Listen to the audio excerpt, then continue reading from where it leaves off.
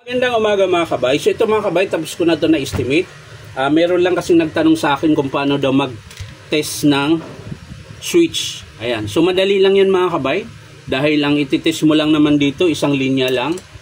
Ayan. Itong dalawang to mga kabay, ayan. Ito. Yan, yung parang may nakausli. Diyan nyo po itusok yung tester nyo. Tapos itong brown, yun yung supply ng kuryente. Pagdikitin nyo lang yan. Ayan. Ba to? Panitumba naman tong tester na to. Ayan, tapos lagay mo lang dito yung isang tester mo, yung dulo. Ayan, pumapalo. Kita nyo yung switch tester mga kabay. Pumapalo siya. Ayan. So ibig sabihin yan mga kabay, buo yung switch mo. Ayan. Oh, pumapalo siya mga kabay, di ba? Ayan. O, tingnan mo, kung kitang-kita ba yan? Ayan. Oh, pumapalo yung switch. Ibig sabihin buo siya mga kabay. So dito, wala ka na ititest dito dahil nakarekta po yan. Ayan. Pag sa rotary, madali lang yung pag-test ng switch. Ito lang dalawa. Yan lang lagi. Wala na siyang iba. Ayan. Kung halimbawa hindi siya gumana dyan mga kabay, pwede nyo buksan to. Pero ako hindi na ako nagbubukas niyan dahil buo naman yan pag binili mo. Yung iba, halimbawa kung mahaba yung oras nyo, pwede nyo buksan yan.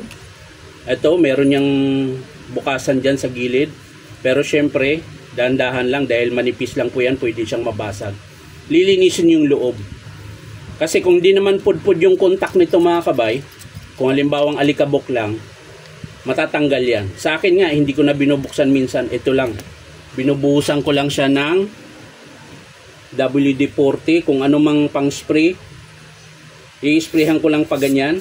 Yan. Kasi may mga alikabok yan. Ayan. Tapos ibu-blower ko siya para matanggal yung sa loob. Ganun lang ginagawa ko. Pero pag hindi na talaga siya gagana, nagpapalit na talaga ako ng switch. Ayan. So sana sir, mapanood mo tong video na to. Para sa'yo to. Hindi ko natandaan yung pangalan niya. Ayan. Pero nag-chat naman ako sa kanya na pag gusto nyo malaman kung paano mag-test, panoorin niya lang tong video na to. So ulitin ko mga kabay, ito lang po, dalawa. Ayan, tusok nyo lang dyan pag nag-test kayo. Ayan, ulitin ko. Tapos dito sa brown. Ayan. Pag pisil mo, ayan, gumagana yung tester natin. So buo po yan mga kabay. Ganun lang po ang pag-test. Ngayon, halimbawa wala kang tester, hindi siya gumana, sinaksak mo. Ito lang gawin nyo. Ayan. Papansin nyo yung dalawang wire. Dito yan nakakabit. Ayan. Yung isa dito sa blue. Pero kahit magkabaliktad yan mga kabay, walang problema to. Pag ito magkabaliktad, walang problema yan. Pwede siya dito, pwede rin siya dito. Ayan. Ganun po yung connection yan. Ayan. Ngayon, kung wala kayong tester, ang gagawin nyo, irerekta nyo mga kabay. Yan. Pwede nyo irekta to sa outlet. Sasaksak nyo. Siyempre, ingatan nyo. Kuha kayo ng mahabang katulad nito. Ayan. Tapos, kukunik nyo yung dalawa dito. Ayan. Siyempre, ingatan nyo huwag magdikit. Tapos, sasaksak nyo. Para malaman nyo kung buot ito. Ngayon, kung nagduda kayo dito sa cord, ito namang cord ang tatanggalin nyo. Ayan, tanggalin nyo yung cord, kabit nyo dito. Ayan, mas safety ito. Ayan, kakabit mo dyan. Tapos, ito na gagamitin yung pang test sa kuryente. Pag wala kayong tester. Pero kung may tester kayo, titest nyo lang to para mas mabilis. Halimbawa, kung nagduda kayo, ayan, titest natin to ngayon. Tingnan natin kung buo yung cord na to. Ayan. So dulo-dulo lang yung ititest mga kabay. Ayan. Yung plug. Tapos yung dalawang connection dito.